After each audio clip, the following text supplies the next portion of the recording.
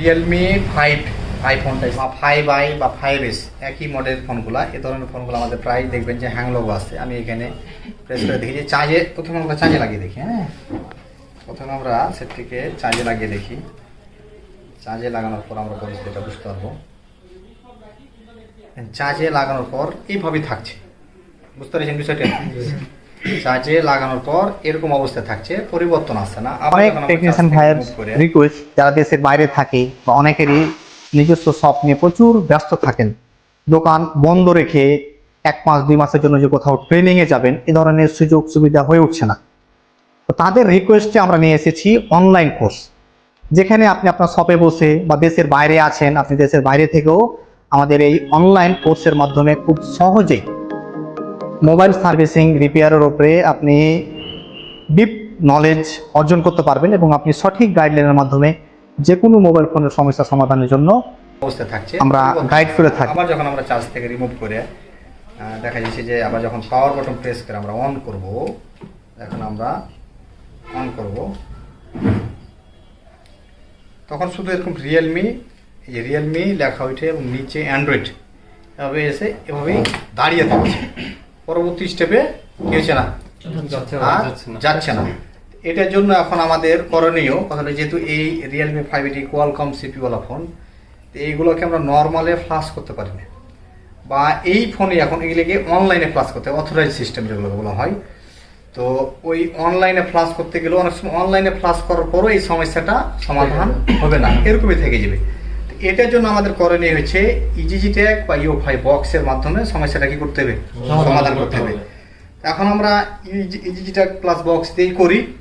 তো একই প্রসেস, আপনার কাছে ইও5 থাকলে আপনি ইও5 দিয়ে করবেন, ইজিজিটেক থাকলে ইজিটেক দিয়ে করবেন, মেডুসা 2 প্রো বক্স থাকলে মেডুসা 2 প্রো দিয়ে করবেন, মিপি টেস্টার থাকলে মিপি টেস্টার, যার কাছে যেটা বক্স থাকে না কেন, কাজের ফর্মুলাটা একই, আপনার বক্সটা আলাদা, ফাংশনটা আলাদা, দেখতে একরকম, এইটাই খালি ব্যবধান। কাজ আমার ওই একই জায়গায় ক্লিক করতে হবে, বিষয়টা বুঝতে পারছেন? তাহলে এখন আমরা চলে আসি, আমাদের এখন ফোনটাকে আইএসপি করবো, যেহেতু আমাদের নর্মালি ইউএসবি দিয়ে ফ্লাশ করতে পারবো না, দেখা যায় নর্মালি ইউএসবি দিয়ে কি পরিস্থিতি চেকও করতে পারছি না, তাহলে আমাদের আইএসপি ছাড়া বুদ্ধি নেই, হয় আমাদের আইএসপি করতে হবে, আর নাহলে আইসি উঠানো লাগবে। তো একটা আইসি আমাদের উঠাইতে গেলে দেখা যাচ্ছে আধা ঘন্টা 1 ঘন্টার একটা সময় চলে যায়। তো আবার যদি আমরা এরকম আইএসপি সকেটের মাধ্যমে 3-4টা জাম্পার করার পরে কি কাজটা করতে পারবো, তো আমি এই সকেটের মাধ্যমে যে কাজ করতে পারবো, আইসি উঠেও সেম কাজের কোনো ব্যবধান নেই।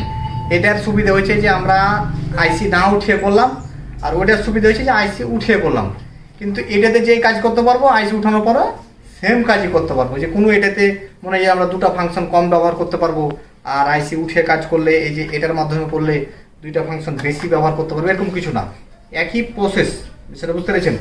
শুধু এটাতে আমার সময় কম লাগবে, আর আইসি উঠিয়ে যখন আমি এটার ভিতরে লাগাবো তখন আমার কি লাগবে, সময় বেশি লাগবে। তো প্রথমে আমরা ট্রাই করব এটা দিয়ে, যদি কোনো কারণে অনেক সময় আছে যে এটা দিয়ে যখন করার সময় কি হবে, আপনার দেখা যাচ্ছে যে হচ্ছে না, অনেক সময় অনেক প্রবলেম হয়েছে, অনেক সময় আইসপি কানেক্ট করে ডিটেক্ট হতে চাচ্ছে না, বা অনেক সময় আছে ডিটেক্ট করতে যে অনেক সময় আছে ফরম্যাট বা ফাইল রাইট করতে গেলে ইরর চলে আসে, ফেল্ড চলে আসে, তখন আমাদের বাধ্য হয় আইসি উঠানোর জন্য। তখন আমরা উঠে এই যেখানে যখন লাগিয়ে কাজ করলে তখন আর এই ধরনের ইরর বা ফেল্ডগুলো কি হয় না, আসে না। তাহলে এখন আমরা করবো কি, এখন আমাদের চলে আসছে আমাদের এখানে নিয়ে আমরা এখন আইএসপি করি, বিষয়টা বুঝতে। অনেক টেকনিশিয়ান ভাইয়ের রিকোয়েস্ট, যারা দেশের বাইরে থাকে বা অনেকেরই নিজস্ব শপ নিয়ে প্রচুর ব্যস্ত থাকেন, দোকান বন্ধ রেখে 1 মাস 2 মাসের জন্য যে কোথাও ট্রেনিংয়ে যাবেন, এ ধরনের সুযোগ সুবিধা হয়ে উঠছে না। তো তাদের রিকোয়েস্টে আমরা নিয়ে এসেছি অনলাইন কোর্স, যেখানে আপনি আপনার শপে বসে বা দেশের বাইরে আছেন, আপনি দেশের বাইরে থেকেও আমাদের এই অনলাইন কোর্সের মাধ্যমে খুব সহজেই মোবাইল সার্ভিসিং রিপেয়ারের উপরে আপনি ডিপ নলেজ অর্জন করতে পারবেন এবং আপনি সঠিক গাইডলাইনের মাধ্যমে যে কোনো মোবাইল ফোনের সমস্যা সমাধানের জন্য আমরা গাইড করে থাকি। এখন আমরা এদিকে আইএসপি করবো। তো আমাদের এই প্রথমে যে পেপারটি দেওয়া আছে, প্রায় দেখছি তামার মতন কালার, এটা আমরা কি করব, প্রথমে উঠিয়ে নেব। এই যে অনেক সময় এই ধরনের পেস্ট বা এই ধরনের যে এটা থাকে, সেটা আমরা এক সাইডে রাখবো, কারণ আমাদের কাজ শেষে আবার কি করব, লাগিয়ে দেবো। এটা হচ্ছে আমাদের আইসির হিটসিং হিসেবে দেওয়া আছে, যাতে আমাদের অনেক সময় ফোনগুলো ব্যবহার করলে গেমস খেললে যে হিটিং হয়, সেটা যাতে এটাতে শোষণ করে নেবে ওই অতিরিক্ত হিটগুলো। এই জন্য দেখা যায় সেটাকে ব্যবহার করা আছে। আমরা এটা এক সাইডে রাখি আপাতত। এখানে আমাদের যে এখানে জাম্পারিং করা লাগবে সেখানে আমরা অবশ্যই একটু করে পেস্ট ব্যবহার করব, যাতে আমাদের জাম্পারিং সময় একটা সহজে লেগে যায়। এখানে এই যে আমাদের এটা হচ্ছে গ্রাউন্ড, যেটাকে আমরা জিএনটি বলতেছি, যে নেগেটিভ লাইনটা, সেটা আমরা এখানে সুন্দরভাবে যে কোনো টিনের এক জায়গায় বা যে কোনো জায়গাতে আমরা লাগাবো। তারপরেরটা হচ্ছে আমাদের ডাটো লাইন। তারপরে আমাদের আছে আরেকটা হচ্ছে যে সিএলকে। এই হচ্ছে আমাদের তার 4টা জাম্পার হয়ে গেল। এখন আমরা একটু টেপ দিয়ে এখানে লাগিয়ে নিই, যাতে আমাদের তারগুলো দেখা যায় যে পরবর্তীতে যাতে নড়াচড়া না হয়। বাস, লেছেন এদিকে লেছেন, বোর্ড টোড সবই লেছেন। এবার জুম কমান, হ্যাঁ কাছে কর, দূরে করেন দেন।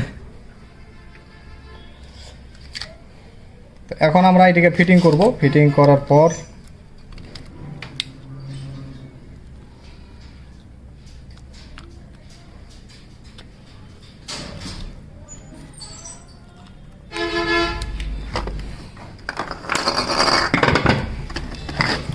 আমরা এখন চলে যাব ইজিজি ট্যাগ বক্স আমরা চালু করব। তো এখানে আছে আমাদের ইজিজি ট্যাগ টুল, এই টুলটা আমরা চালু করব। এবং এটাতে কাজ করার কারণে আমরা দেখেন যে এখানে কাজ করলে আমাদের কোনো ফটো কিছু ডিলিট হবে না, বুঝতে পেরেছেন? কোনো ফটো টটো কিছু ডিলিট হবে না, এমনকি ওনার প্যাটার্ন লকটাও কাটবে না, আর ওনার যা ডকুমেন্ট আছে সবই থাকবে, শুধু আমাদের হ্যাং লোগোটা ঠিক হয়ে যাবে। আবার ইজিজি ট্যাগের আরও অন্য জায়গায় প্রোগ্রামিং আছে, যেখানে আমরা গেলে ম্যাজিক ক্লিক করলে ওই ওনার ফটো মোটো যাবতীয় যা আছে সবই ডিলিট হয়ে যাবে, লোগো ডিলিট হয়ে যাবে। এরকম যেহেতু আমরা আইএসপিতে কাজ করছি, সেহেতু এখানে আমাদের আইএসপি সিলেক্ট করতে হবে, আইএসপি। এবং আইএসপি সিলেক্ট করার পর এখন আমার ফোনটা সকেটের সঙ্গে কানেক্ট করতে হবে। এখন আমার সকেটের সঙ্গে ফোনটা আমি কানেক্ট করব। দেখেন যে এই যে আমি সকেটের সঙ্গে কানেক্ট করলাম। করার পর সেটটিকে আমাদের আবার ইউএসবি কেবল লাগাতে হবে, কারণ এখানে যে ভোল্টেজের প্রয়োজন আছে দেব। এখন আমরা চলে যাব প্রাইস স্ক্রিনে, আমরা এখন চেক দেবো যে চেক এখানে আমাদের যে ডিটেক্ট অপশনটা আছে, আমরা এখন ডিটেক্ট দেবো। ডিটেক্ট দেওয়ার পর সিএলকে মোড এখানে আমরা ক্লিক করব। দেখেছেন হাই পাওয়ার সিএলকে দেওয়ার পর কী হয়েছে, আমাদের এসেছে। এখন আমাদের ডিটেক্ট করার পর এখন চলে আসবো আমরা পার্টিশনে। জুম করবো স্যার? পার্টিশনে যাব। পার্টিশনে যাওয়ার পর এখানে আমরা আসবো, এখানে আমাদের একটি অপশন আছে MIC নামে, SC মানে। তো এই যে MISC, এটাতে আমরা একটা টিক দেবো। টিক দেওয়ার পর আমাদের এখানে যে ইরেজ যে অপশনটা আছে এখানে থাকবে। আবার অনেকে যদি এখানে না থাকে, এখানে ক্লিক করার পর আমরা এখানে ক্লিক করার পর এই ইরেজ অপশনটা বের হবে। এখন আমরা জাস্ট শুধু এখানে ইরেজ দেবো, জাস্ট এটিতেই আমাদের শুধু, আর কোনোটাতে ক্লিক করবো না, কোনোটাতে টিক রাখা যাবে না। তাহলে আমাদের শুধু এটাতে টিক রাখলাম, এবং রাখার পর শুধু আমরা জাস্ট ইরেজ করার পর এই দেখেন যে আমাদের ইরেজ সাকসেসফুলি দেখাচ্ছে। তাহলে ইরেজ সাকসেসফুলি দেখাচ্ছে। এখন আমাদের আর কোনো কাজ নেই। এখন আমরা আবার চাইলে একটু ডিলিট করতে পারি, এভাবে চেক দেওয়ার পর আমরা এটা দেখতে পারি। আর এখন আমাদের আর কোনো কাজ নেই। এখন আমরা ফোনটাকে রিমুভ করব। আমাদের কাজ শেষ। হ্যাঁ, এটাই কাজ। এই হ্যাংলোগো রিয়েলমি 5 এর জন্য, এই হ্যাংলোগোর জন্য এতটুকুই কাজ। তারপরে আমরা এটাকে রিমুভ করব। রিমুভ করার পর আমাদের যে আইএসপি যে কানেকশনগুলো আমরা রেখেছিলাম সেগুলো আমরা কী করব, রিমুভ করব তার কাজ। আর এই ধরনের ইজিজি ট্যাগের যে প্রোগ্রামিং যে প্রসেস বা এই যে কৌশলগুলো আমরা একটা ট্রেনিং করিয়ে থাকি। এটার জন্য যারা ইচ্ছুক, অনলাইন অফলাইন দোনোটা ট্রেনিংয়ের আমাদের অপশন আপাতত রাখছি। দেখা যাচ্ছে যে আপনি আপনার শপে বসেও এই ধরনের ইজিজি ট্যাগের প্রোগ্রামিং, ইউএফআই সমস্ত কাজগুলো শিখতে পারবেন। আমাদের ডিসক্রিপশনে দেওয়া নাম্বার যোগাযোগ করতে পারেন আপনারা। এখন আমরা ফোনটি এখানে কানেক্ট করব, চার্জে লাগিয়ে দিই। চার্জে লাগানোর পর আমরা এখন চেক দেব। তো চার্জিং লোগো এসেছে। আর ব্যাটারিকে তাহলে অবশ্যই চার্জ রাখতে হবে। চার্জ রাখার পরে দেখা যাচ্ছে যে আমাদের দেখেন যে অলরেডি 1% আমাদের কী আছে, চলে এসছে। তার মানে আমাদের কি প্রবলেমটা কী আছে, সমস্যাটা সমাধান হয়ে গেছে। তারপর আমরা এবার অন করে দেখি, অনেক লং টাইম যাবত আমাদের কি রিয়েলমি লোগোতে সেটটা ছিল।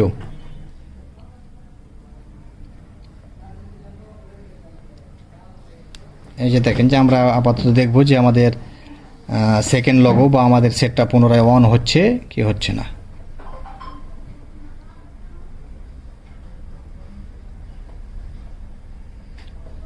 এবং আমরা এখান থেকে এই প্রসেসিংয়ে যদি কাজ করি তা আমাদের কোনো লকও কাটবে না। দেখেন যে আমাদের সেকেন্ড লকও চলে এসেছে এবং ওনার সেটটা পুনরায় দেখবেন যে স্ক্রিন লক প্যাটার্ন লক সহকারে সেটটা দেখা যেই থাকবে, ওনার ডাটাও ডিলিট হবে না।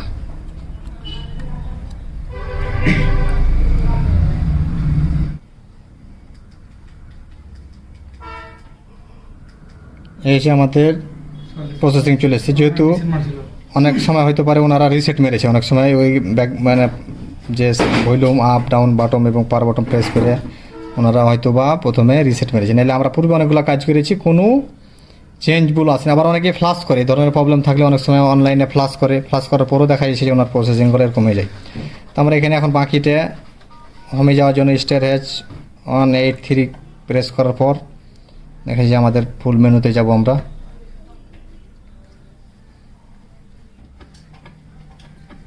তাহলে আমরা বুঝতে পারলাম যে আমাদের প্রবলেম যেভাবে আসলো এবং এই যে ধারাবাহিকতা এই জিটা ইউএফআই সম্বন্ধে দেখা যায়, এই যে প্রসেসগুলো বা থিওরিগুলো যখন জানা থাকবে তখন আমরা বিষয়গুলো নির্ণয় করতে পারবো বা কাজগুলা করতে পারবো।